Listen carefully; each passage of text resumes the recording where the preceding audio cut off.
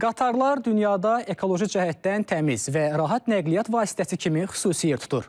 İndi Bakıdan Qazaxa və əks istiqamətdə səfər etmək istəyən sərnişinlər də bu üstünlüklərdən yararlana biləcəklər. Özü də bu dəfə daha sürətli.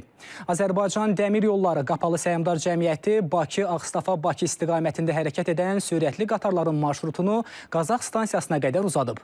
Pandemiyadan sonra bugün ilk dəfə olaraq bu reys həyata keçirilib. Əməkdaşımız Gündüz Vaqifoğlu həmin qatarın sərnişinlərindən biri olub. Onun hazırladığı reportajı təqdim edirik.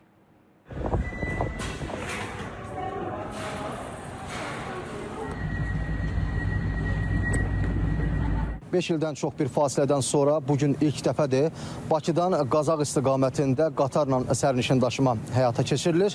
Bakı vaxtı ilə saat 8:00-da qatar vağzaldan yola düşəcək. Bu isə o deməkdir ki, artıq 4 dəqiqədən sonra proses başlayır.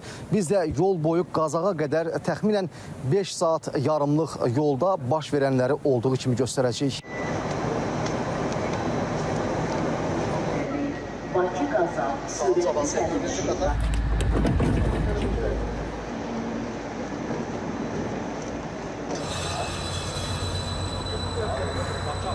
Deyilən vaxt tamam oldu və qatar Bakı Dəmir Yol Vağzalından Qazaxa doğru hərəkətə başladı.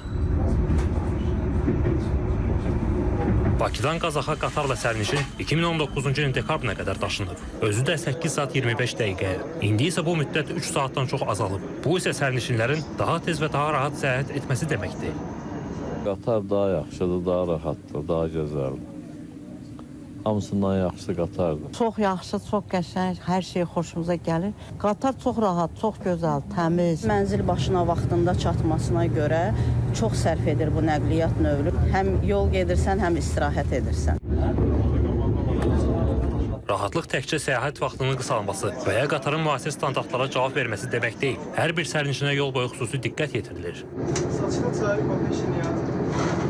Bu istiqamətdə hərəkət edən qatarlar hazırda bizim hərəkətdə olduğumuz İsveçrənin Stadler Rail qrupa aid olan qatarlardır. Qatarlarda 4 növ sinif var yer olaraq.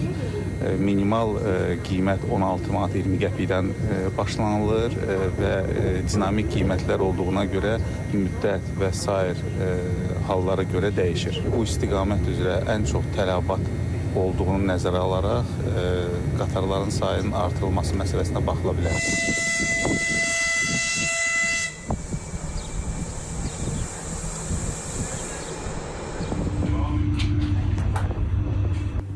Əvvəlcədən nəzərdə tutulduğu kimi qərb istiqamətində hərəkət edən qatar düz 5 saat yarımdan sonra sonuncu Qazax stansiyasına çatdı. Gerdə qalan həmin müddət isə demək olar ki, yol boyu hiss olunmadı və biz Qazaxdayıq.